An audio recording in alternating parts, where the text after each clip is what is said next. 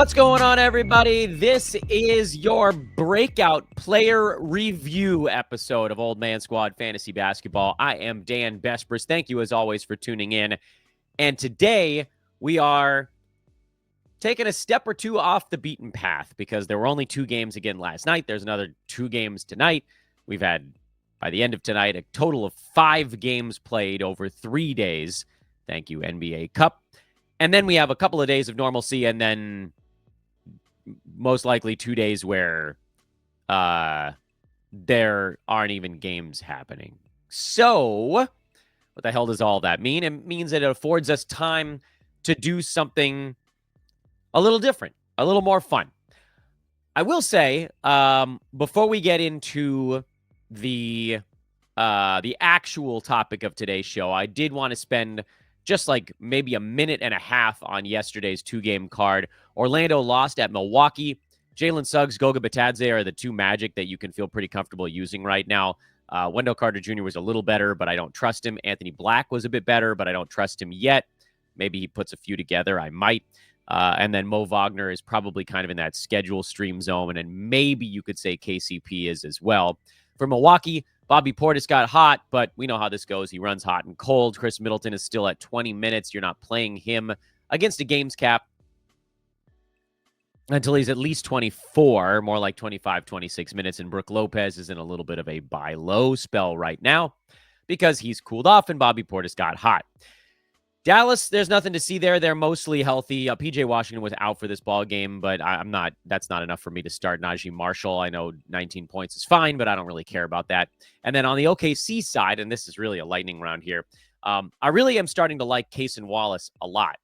Cason Wallace is now number 100 in 9-cat. That's despite scoring only 7 points per game. And yes, 0.6 turnovers is part of the calculation there. But his rebounds, his assists, his steals, his blocks have all been really, really good over the last 2 to 3 weeks. And so I think, like, if you're punting points, he's basically a must-add at this point. If you're not punting points, he's a little bit more fringy, but I think I would add Cason Wallace as well, even in those formats. And then the other thing we were watching with OKC was Alex Caruso, whether or not he could get back up to 24 or 25 minutes. He did not. 22.5 was the number for Caruso. And that's not enough for me to put him on my team.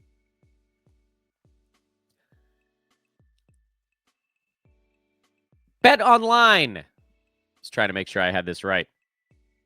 Continues to be the world's most trusted betting platform and your number 1 source for online betting. From the earliest odds to in-game live betting, Bet Online provides you with all the action and the ability to watch the games as they happen while you are selecting from odds on anything. From football to the NBA and college basketball, NHL, UFC, they've got it all. So head to Bet Online today and don't forget to use promo code BELIEVE, BLEAV, for your welcome bonus on your first deposit. Bet Online, the game starts here. So the true topic on today's show is effectively a review of the players we had on our breakout board. So this is breakout players after the fact. I don't have a good name for it, I guess. I probably could have done better if I had really thought this one through. And the reason we're going this route is that I think, first of all, transparency is key. And also, we kind of want to find out, in terms of our handicap, are we getting these things right? And is there an arc to it as well? So we're going to go through the players that were, and they were mostly guys that were a little bit younger. That was part of it, like guys that we hadn't seen before or hadn't seen kind of take the leap yet, I guess maybe would be the better way to describe it. And so thinking back, we did 2, I think, breakout player shows during the preseason, 2 or 3. I think it was 2. There was one during that second Yahoo revision where the pre-ranks were the same for like a month and a half. And then there was a redo, kind of like an addendum to it, when Yahoo put out their new numbers about a week and a half before the season started. I have them all written down. I'm just going to pop them up on the screen one by one as we go through. So just kind of bear with me on that. But the first one was Jalen Johnson. And again, like by the end, he and Jalen Williams had actually flip-flopped who had the earlier ADP. But when I put this show out originally, Jalen Johnson had an ADP of 34. He was on the breakouts board. His ADP was actually slipping leading into fantasy drafts. He had actually fallen into the 40s. And I think I have that in my... That's all in the Google Sheet, by the way. Where's the ADP tracker? Where's the pre-rank tracker? I need the pre-rank tracker. There it is. Jalen Johnson's pre-rank had fallen to... Oh, I guess only 35, so it didn't move all that much. It was 31. It fell as far as 35. In any event, he was on our breakouts board as somebody that we knew had the opportunity to go flying up the rank board because he was able to do so many things. And with DeJounte Murray out of town, there was a pretty clear, okay, this is the opportunity for him to really start to push into his own in the offensive side. And I know you could have argued that there was a bit of a breakout for Jalen Johnson the year before, but the extra offensive stuff was really the thing we were looking at. The extra minutes this year has been a side bonus, but so far he's taking an extra 3 shots per game, one of those being a three-pointer. I don't know that that's necessarily a good thing, but that's the way it is. His free throw percentage has moved up from 73 to 76. Steals and blocks have moved up sort of commensurate with the extra minutes he's getting out on the court. The assists are higher. That's also usage stuff. The turnovers are also way, way up for him.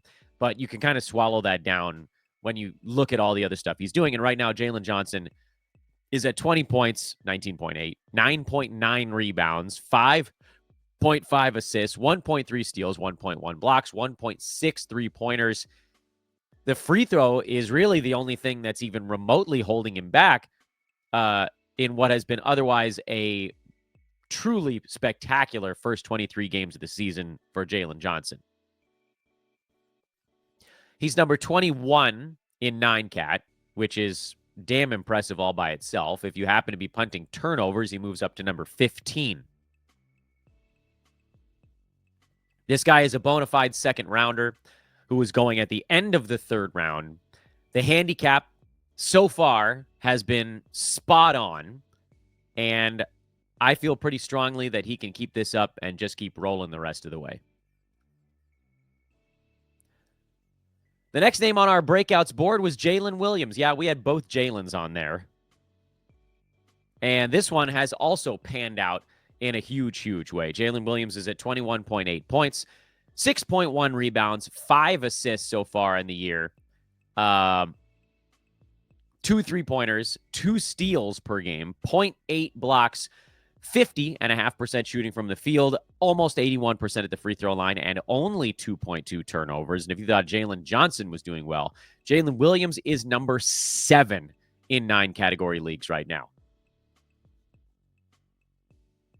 Unlike Jalen Johnson, Jalen Williams' ADP was actually on the rise throughout fantasy season, largely because I wasn't the only analyst who was all over him. He started at 42. He ended at 32. And on our last breakouts board, I said that's honestly still not early enough because I thought he was going to be at almost the very worst an early third rounder. And he has outperformed those expectations in a big, big way. He's a first rounder. And yeah, you might see the steals come down a little bit. You might see the field goal percent. I don't know. I guess he's at a relatively reasonable spot right now. Maybe you see things come back just a little bit for him. But this is a guy who's taken a massive step forward, much the way that everybody was hoping he would. An extra almost 3 shots per ball game. And everything else, I guess rebounds would be the one thing you'd point at and say, this is pretty goofy. The steals are also on the high side, but I think you could argue that last year the steals were on the low side given how many deflections he got. They just didn't turn into as many steals as you might have expected. This year, by the way, steals are just way up in the NBA. So, yeah, it could come down from 2. It's a big number. But also, guys are just turning the ball over like crazy. And he's not the only one who's playing kind of above himself in that department. You could also argue that Jalen Williams might have an improvement in his field goal percent. 3-point percentage is down from last year to this year. That could come back a little, or maybe it just holds the same. But however you look at it, the handicap was once again correct. This is a guy who we knew was going to do more this year. The part that we got wrong was that we thought Shea might be the guy to do less. That didn't happen. Shea's still doing a ton offensively. He's moved back up to number 3 in 9-cat right now. And frankly, Shea could even be better than where he's at the moment. But again, this isn't a show about Shea Gilgeous-Alexander. This is a show about Jalen Williams, who again is doing more. His role has grown, and last year was almost like a worst case scenario for him, which was still basically a win. Next one on the list is one that hasn't gone as well, and that was Immanuel Quickley, who I'll admit I liked when his ADP was 55. Because remember, that was where he was at for a very long time on Yahoo pre-rank boards, and it was only in that last revision, well, last 2 revisions actually, that he jumped up to number 45, at which point, I'll remind you all, I wasn't really into him all that much anymore. And if you go back and you watch my last breakout show from about a week before the season, week and a half, I actually had a slide that said, did Jalen Williams move up too far? And I answered no. And then I had, did Immanuel Quickley move up too far? And I answered, yeah, I think so. Because what we saw last year was that when the Raptors were healthy, Barnes, Barrett, Pirtle, Quickley all together out there, that Immanuel was more like a 60 range kind of guy.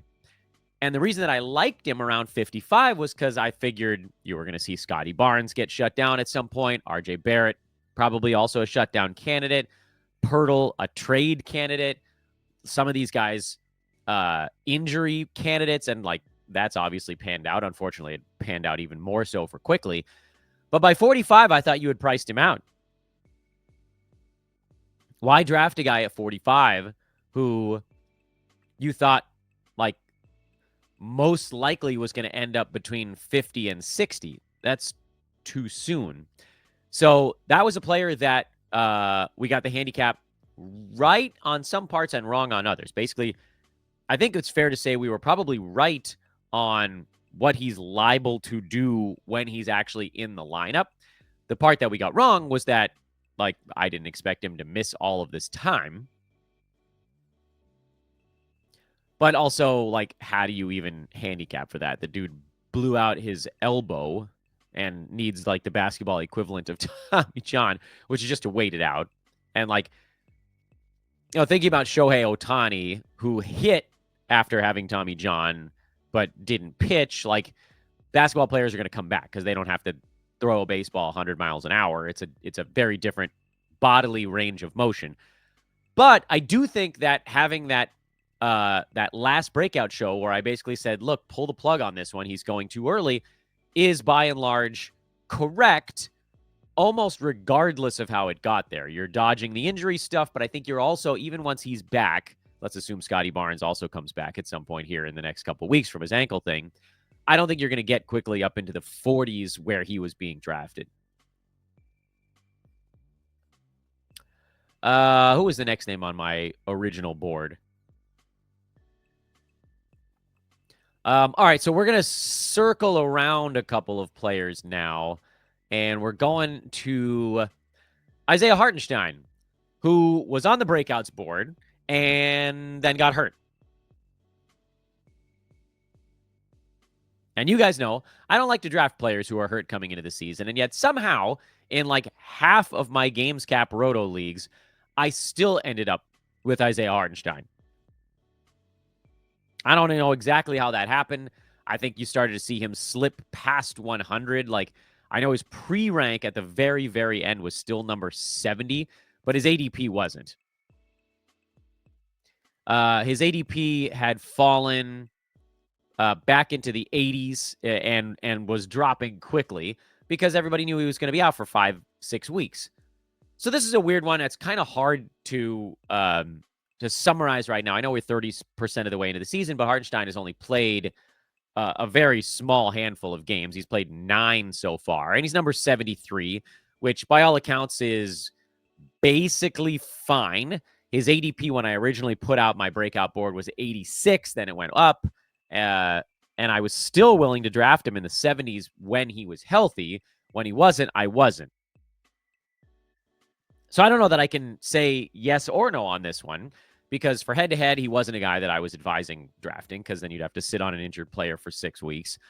And for Roto, I didn't think I was going to get him, and then I ended up with him in a bunch of spots. Yeah, you guys are watching me put on chapstick. I'm having another allergic morning here in Southern California. What are we thinking from Hartenstein right now, kind of regardless of what I said? Obviously, he's in a really good spot because there's no Chet Holmgren. At least I would think until February, possibly later than that. So more than likely, once Hartenstein kind of gets his legs all the way underneath him, and presumably the free throw number comes up from 57 to something in the 60s or 70s, then he's a guy who's going to be rolling near the top 50. And he's been great already. Like, that's despite the free throw. So he's going to end up as a win. We always knew he was going to end up as a win. He's in a much better posture now than when we did the Breakouts show. And so I think this one we kind of just have to say, like, doesn't count either way. Like, you can't take credit for Chet Holmgren going down. And I can't take credit for accidentally ending up with him on Roto Leagues. But if you did, then okay, great. Next name on the original board was Jordan Poole, who had a pre-rank of 98 when I did that breakout show. And obviously he moved a bunch. His final ADP was 85, and his final pre-rank was 76, which I'll admit I thought might have been a hair too early. But to be fair, he's basically right on that right now. Jordan is number 69 after a blistering start. He's cooled off, not unexpectedly, from, remember he was shooting like 53% to start the year. Now he's down at 43.5% shooting. The free throw number, I think, could be a little bit better. The other stuff is basically what we wanted, which was like, this is the post-hype season for Jordan Poole when he was getting drafted near 100 because he burned everyone last year. Not us. We faded him last year, but he burned a lot of people last year, so his draft stock fell. And I said, all right, yeah, I mean, like in the 90s, this is a great opportunity to take someone who's going to be probably a punt turnover delight, and that's what he's been. So the handicap has been right on the money on Jordan Poole, which was basically, if you're getting him in the 90s, he's a massive breakout candidate. If you're getting him in the 70s, he's probably even money, and he's even money. He's right where we expected. I'm realizing that I forgot to put his face on the screen for YouTubers, so I'll do that now. Jordan's at 20 points, 2 rebounds, 5 assists per ball game. Pretty solid overall there. 1.6 steals. Remember, that was at like 3 to start the year. 3 threes per game, 43.5% shooting, 85 free throw, and 3.5 turnovers per game. I think this is just who he is. The Wizards are getting blown out a lot, so don't expect the minutes to be, 33 like if his team was in competitive ball games every night. He basically played through the silly season last year, and that may very well happen again because the Wizards, frankly, don't need to rest anybody to lose. They can do that all on their own. They need no help with losing. That's a weird advantage, I guess, for having veterans on a bad team, is they might just get to keep playing because their team stinks so hard. But in terms of, like, did Jordan Poole break out? I would say, like, kind of yes. After everybody hated him last year, he's been pretty good so far this season. He's been at least predictable in the numbers he's putting forth, and he's basically right what we thought it would be. So I got no problem with that one, and I feel pretty good about that. So this was a weird one. Let's go to Mark Williams next. And that is, there's Mark. So here's Mark Williams, and obviously his numbers make no sense because he's played in 3 ball games, and he's working his way back from basically a catastrophic injury again.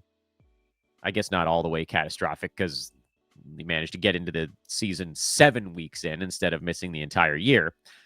But he was a weird test case because on the first breakout show, he wasn't hurt yet. He had an ADP on that show of 68, and I liked that a lot because healthy Mark Williams coming into this year was, in my mind, a lock to be top 60. That's where he was last year, and he wasn't even playing that many minutes before he got hurt. So, like, you get a little bit better, you add a minute or two, he was just going to roll into the 50 range. Well, then he had the tendon strain, and then it became very weird. His pre-rank dropped to 90, I believe, when we did the later show. It bounced up like 3 or 4 slots right before the season started. Not that it really mattered all that much, but his ADP was quite late. And so this is another one that's kind of hard to recap. His ADP was outside the top 100, and he was an injury stash to start the year. So I don't like this one is TBD. I don't know that we can say anything else about it because he was an injury stash. I don't want to draft injured guys to start the year. I can't give myself credit for Hartenstein and then not take the hit on Mark Williams. I think it's actually more fair for me to just say those guys were both hurt to start the year. Both were expected to miss some time. I don't like to draft guys who are injured to start the year. So probably we just have to kind of cancel whatever I said on both of them. I will say, though, that I think Mark Williams is going to end up having a pretty good year if he can get healthy. Because you can see the outlines of it already. His last ball game, he played 11 minutes and had 12 points, 5 boards, and 2 assists on a perfect 5 out of 5 shooting. And I think we've forgotten, because he's been hurt for so long, that Mark Williams is actually a really intriguing big man fantasy prospect. Because his percentages are solid. He's a good rebounder.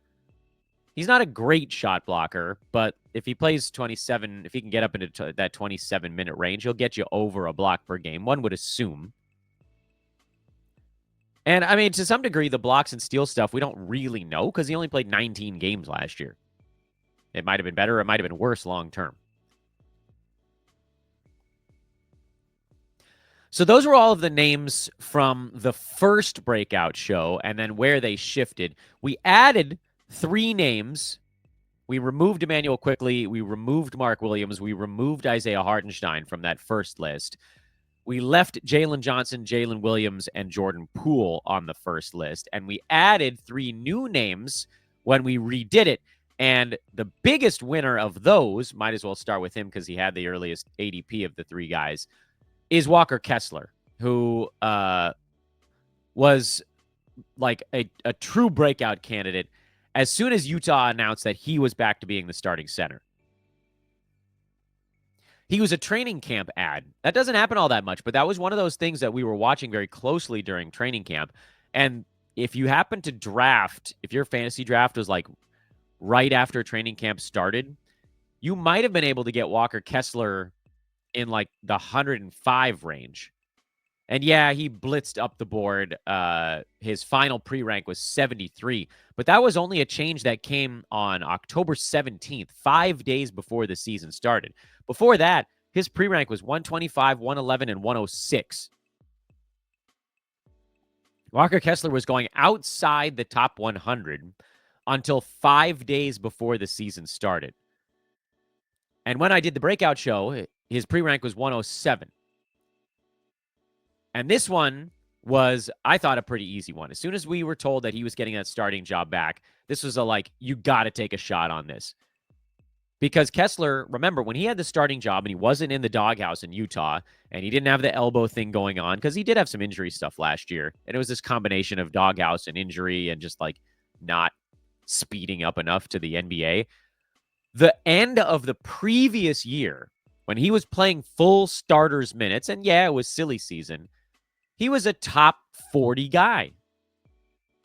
And there was no way to know that we couldn't say that was about to definitely happen with the starting job. He might have got the starting job and he might have only gotten 24, 25 minutes, but just even splitting the starters minutes would have made him an easy top 100 and probably more like a top 75.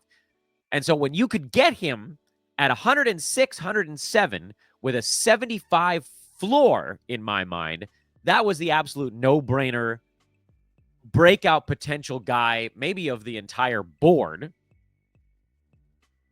And those of you guys that watch my shows during the preseason, you remember when Utah made that announcement, and I went crazy. I had like 3 shows in a row that were just dedicated to Walker Kessler.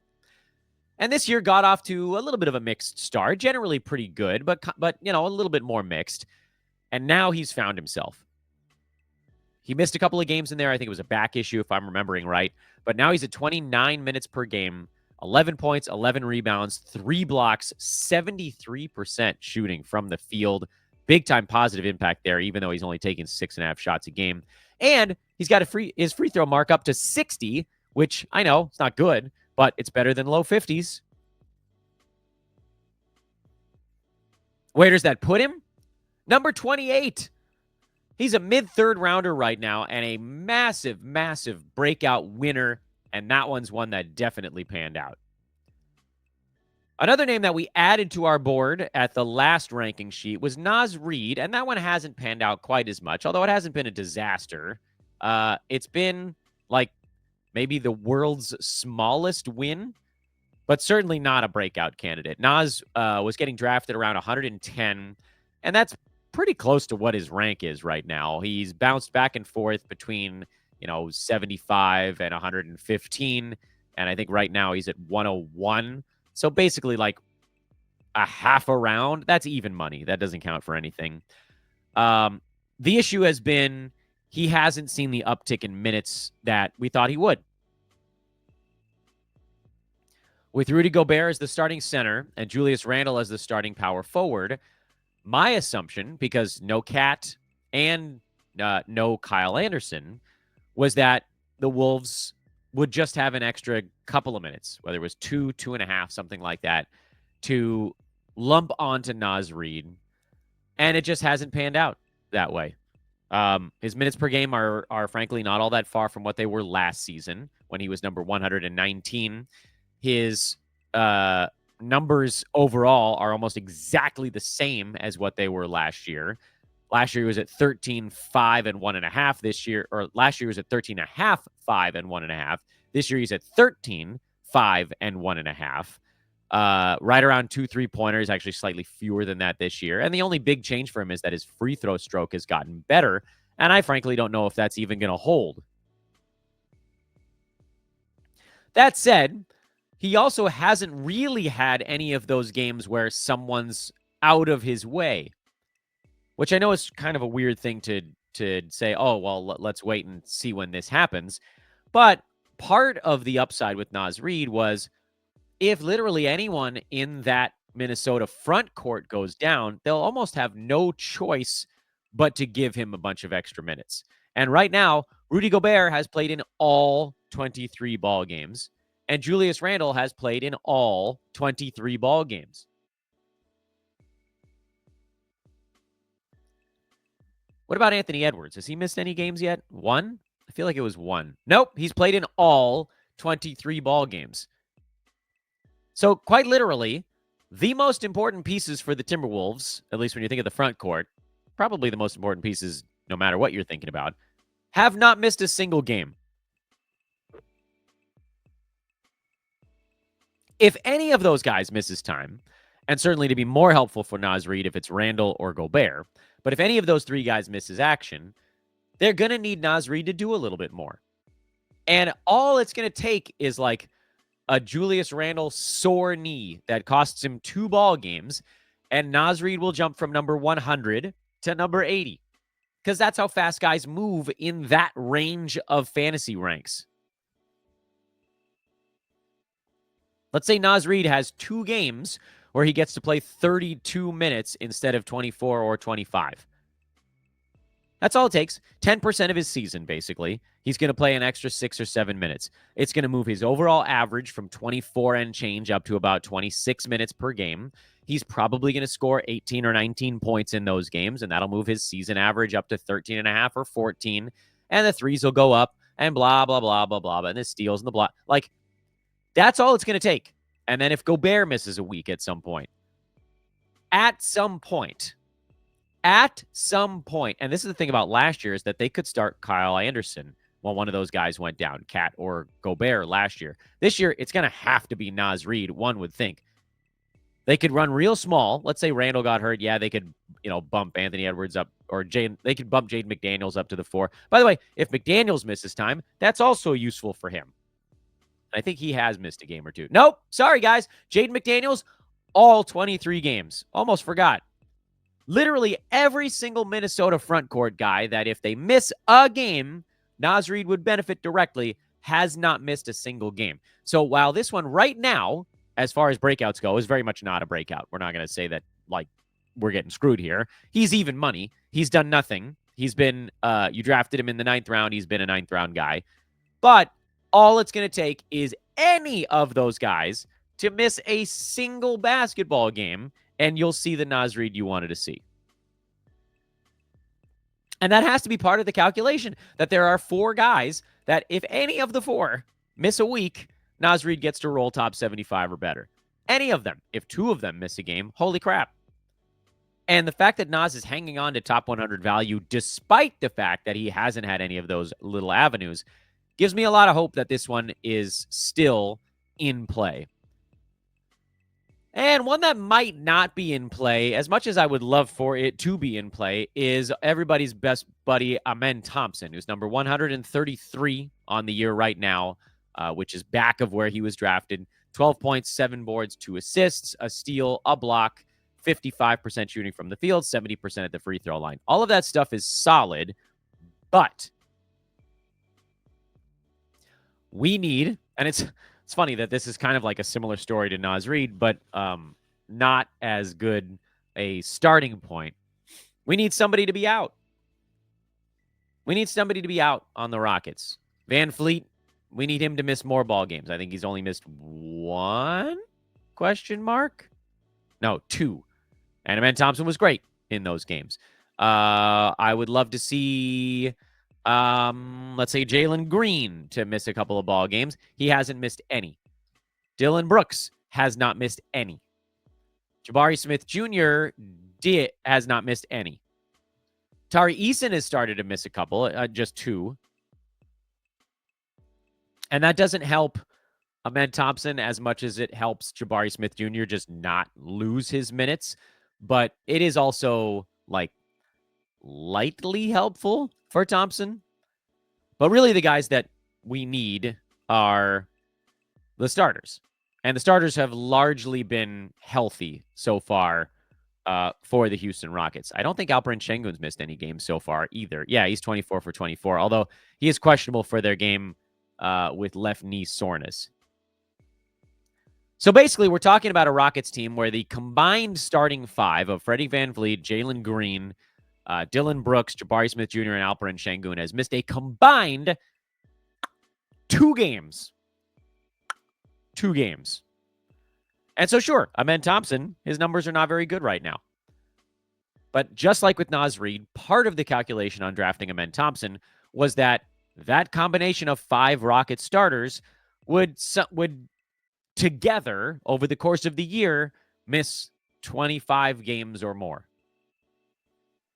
That those 5 guys would each miss 5 games apiece somewhere along the way. And right now, we're way under on that one. We're 30% of the way through the year. We thought by now it would be basically like a combined 8 or 9 games missed between all 5 of those guys. But guess what? They were all healthy to start the year, so this is the easiest time for them to stay healthy.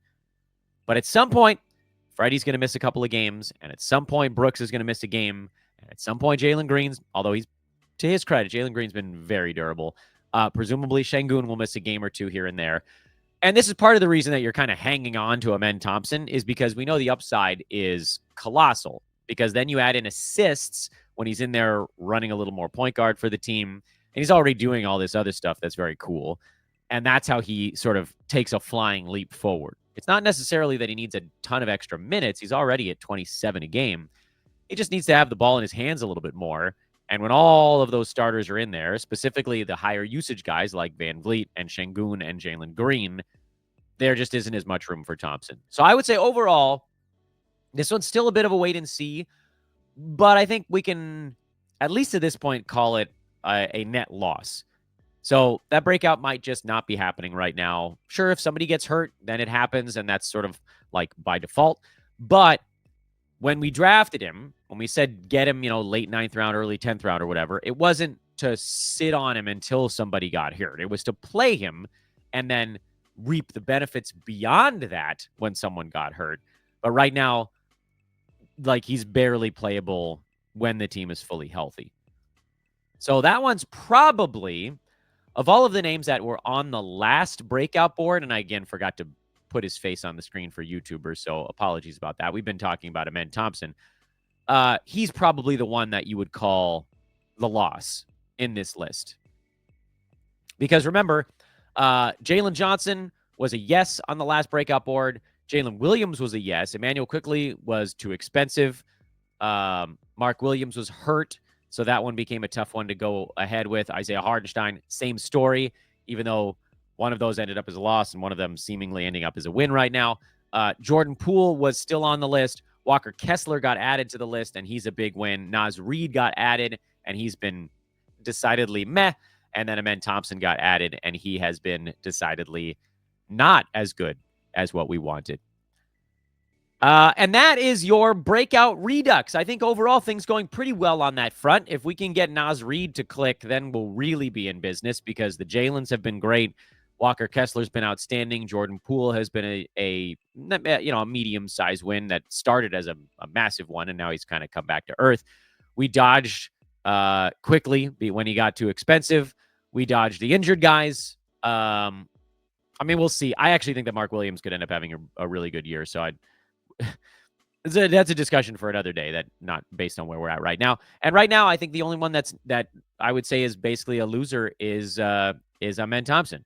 But that could also pan out too if someone else misses a game or two on that Rockets roster. Okie dokie, that'll wrap it up here on Breakout Redux. Coming up a little bit later on today on Old Man Squad Fantasy Basketball, we will meet with our good buddy Adam G. Stock. He's got some buy lows and sell highs as our expert series continues. Again, that show coming up in just a couple of hours. I am at Dan Bespers on Twitter. I forgot to tell you at the beginning to please hit that like button. Please subscribe to the channel. We got so much cool stuff coming here on Old Man Squad Fantasy Basketball, growing by the week like a weed. Like a weed, I say. And if you're on Apple or Spotify, do take a moment, if you could, to drop that 5-star review. I will see you guys soon. Again, I'm Dan for Old Man Squad. Adios.